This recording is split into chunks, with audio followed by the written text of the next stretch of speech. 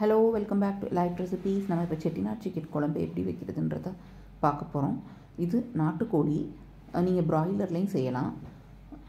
வாங்க இப்போ வீடியோக்குள்ளே போய் இதுக்கு என்னென்ன இன்க்ரீடியன்ட்ஸ் வேணும், இது எப்படி ஈஸியாக செய்யலான்றதை பார்க்கலாம். இது சப்பாத்தி, இட்லி, தோசை, ரைஸ் எல்லாத்துக்குமே நல்லாயிருக்கும். இப்போ நான் வந்து 1/2 kg நாட்டுக்கோழி வாங்கியிருக்கேன். ஒரு 20 சின்ன வெங்காயம், ஒரு தக்காளி, கருவேப்பிலை, சின்ன துண்டு இஞ்சி, 5-6 வெள்ளைப்பூடு, ஒரு பெரிய வெங்காயத்தை நைஸாக கட் பண்ணியிருக்கேன். இப்போ ஒரு குக்கரில் வாஷ் பண்ணி வச்சுருக்க சிக்கனை சேர்த்துக்கோங்க.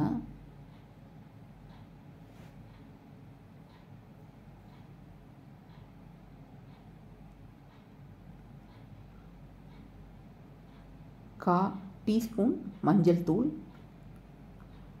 1 teaspoon cooking oil, 400 ml water,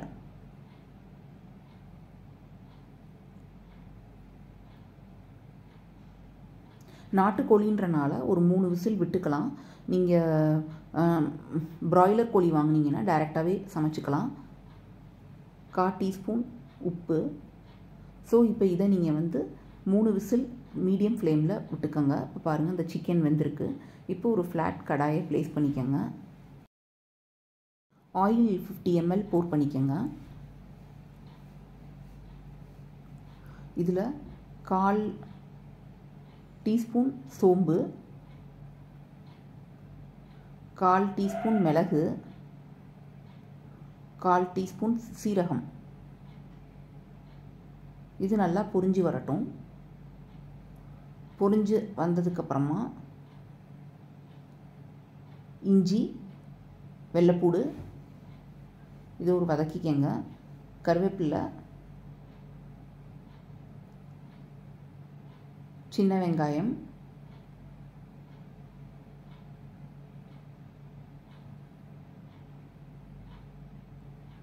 இதை நல்லா வதக்கி விட்டுக்காங்க. இந்த சின்ன வெங்காயம் நல்லா வேகணும். மீடியம் ஃப்ளேம்லேயே ஒரு 5 மினிட்ஸ் இது நல்லா குக் ஆகட்டும். ஸோ இப்போ பாருங்கள், சின்ன வெங்காயம் நல்லா வெந்திருக்கு. இந்த ஸ்டேஜில் நீங்கள் கட் பண்ணி வச்சுக்க ஒரு தக்காளியும் இதில் ஆட் பண்ணிக்கோங்க.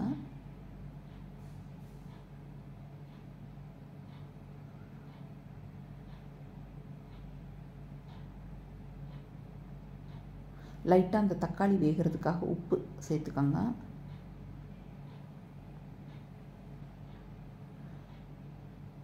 இந்த தக்காளி கொஞ்சம் சாஃப்டாக வேகிற வரைக்கும் இதை குக் பண்ணிக்கோங்க. இப்போ இது குக் ஆயிடுச்சு. இதை நீங்கள் வந்து ஒரு மிக்சியில் இதை ட்ரான்ஸ்ஃபர் பண்ணிக்கோங்க. ஆறுனதுக்கப்புறமா இதை ஃபைன் பேஸ்ட்டாக கொஞ்சமாக தண்ணி ஊற்றி இதை கிரைண்ட் பண்ணிக்கோங்க.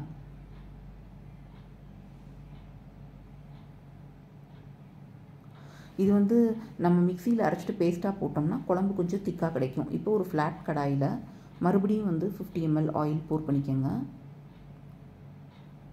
உங்களுக்கு என்ன கூட கொஞ்சம் கூட வேணும்னாலும் நீங்கள் சேர்த்துக்கலாம், ஒரு 70 to 100 ml. இதில் நான் வந்து ஒரு 1/4 டீஸ்பூன் சோம்பு சேர்த்துருக்கேன். இது நல்லா பொரிஞ்சு வரட்டும்.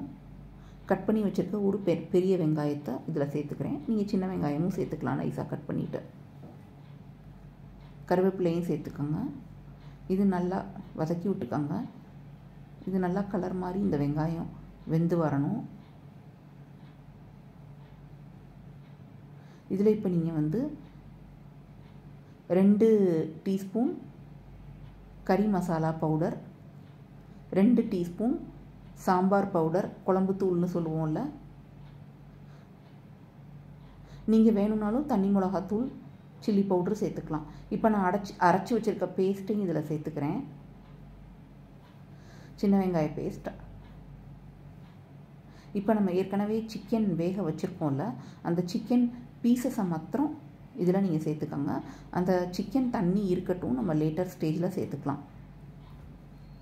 இப்போ சிக்கன் வந்து இதில் மோஸ்ட்லி ஒரு 60 to 70% வெந்திருக்கும் ப்ரெஷர் குக்கரில்.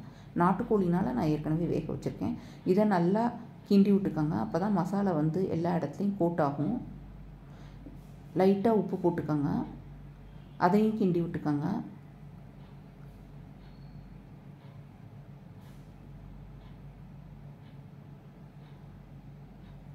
இப்போ ஒரு 5 மினிட்ஸ் இதை மூடி வச்சுருங்க.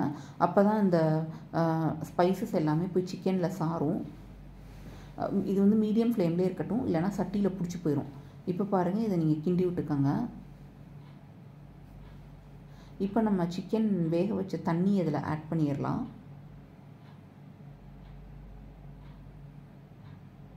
ஸோ இன்னும் கொஞ்சம் நமக்கு தண்ணி வேணும், ரொம்ப கெட்டியாக இருக்குது. ஸோ நான் வந்து இன்னும் ஒரு 200 ml வாட்டர் இதில் ஆட் பண்ணியிருக்கேன். மிக்ஸி ஜார்லாம் கழுவி நம்ம அந்த தண்ணி இதில் ஆட் பண்ணிட்டுறலாம். இதை வந்து இப்போது தேவையான அளவு உப்பு சேர்த்துக்கோங்க, இதுக்கு சால்ட். ஸோ இப்போ நீங்கள் வந்து இது ஒரு கொதி வந்தோன்னே உப்பு காரம் எல்லாமே சரியாக இருக்கான்றதை டேஸ்ட் பண்ணி பாருங்கள். டேஸ்ட் பண்ணி பார்த்துட்டு இதை நீங்கள் எப்படியும் வந்து ஒரு 15 மினிட்ஸ் இதை நீங்கள் வந்து மூடி போட்டு வேக வைக்கணும். இது ஒரு கொதிச்சு வரும்ல, கொதிச்சு வந்தோன்னே நீங்கள் வந்து ஒரு மூடி போட்டு ஒரு 15 மினிட்ஸ் அது அப்படியே மீடியம் ஃப்ளேம்லேயே கொதிச்சு வரட்டும். 15 மினிட்ஸ் மீடியம் ஃப்ளேமில் கொதிச்சு வந்துச்சுன்னா உங்களுக்கு ஸ்லோவாக அப்படியே எண்ணெய் பிரிஞ்சுக்கிட்டு வரும். மேலே வந்து எண்ணெய் ஃப்ளோட் ஆகும். மேலே எண்ணெய் ஃப்ளோட் ஆகும்போது உங்களுக்கு வந்து குக் ஆயிடுச்சுன்னு அர்த்தம். அந்த ரைட் கன்சிஸ்டன்சிலாம் இருக்கான்றதை பார்த்துக்கோங்க. இது வந்து உங்களுக்கு இட்லி தோசைக்கு ரொம்ப டேஸ்ட்டாக இருக்கும், ரைஸ்க்குமே ரொம்ப நல்லாயிருக்கும். சின்ன வெங்காயம் நம்ம நிறையா போட்டிருக்கனால இன்னும் கொஞ்சம் டேஸ்ட் கொடுக்கும். இதில் நீங்கள் வேணும்னா தேங்காய் பொட்டுக்கடலையும் இதோடு சேர்த்து அரைச்சி போட்டுக்கலாம். அது ஒரு டைப்பாக வைக்கலாம். இப்போ பாருங்கள், நல்லா வெந்திருக்கு. ஓரத்துலலாம் பார்த்தீங்கன்னா எண்ணெய் பிரிஞ்சு விட்டு வந்திருக்கு. நான் வந்து வதக்கும் போது ஒரு 50 ml ஆயில், அதுக்கப்புறம் ஒரு 50 ml ஆயில் தான் சேர்த்துருக்கேன். உங்களுக்கு வேணும்னா நீங்கள் இன்னும் கொஞ்சம் ஆயில் சேர்த்துக்கலாம். எண்ணெய் நல்லா ஊற்றினா தான் குழம்பு டேஸ்ட்டாகவும் இருக்கும். இப்போ பாருங்கள், ரொம்ப ஃப்ளேவர்ஃபுல்லான சிக்கன் குழம்பு ரெடி ஆயிடுச்சு.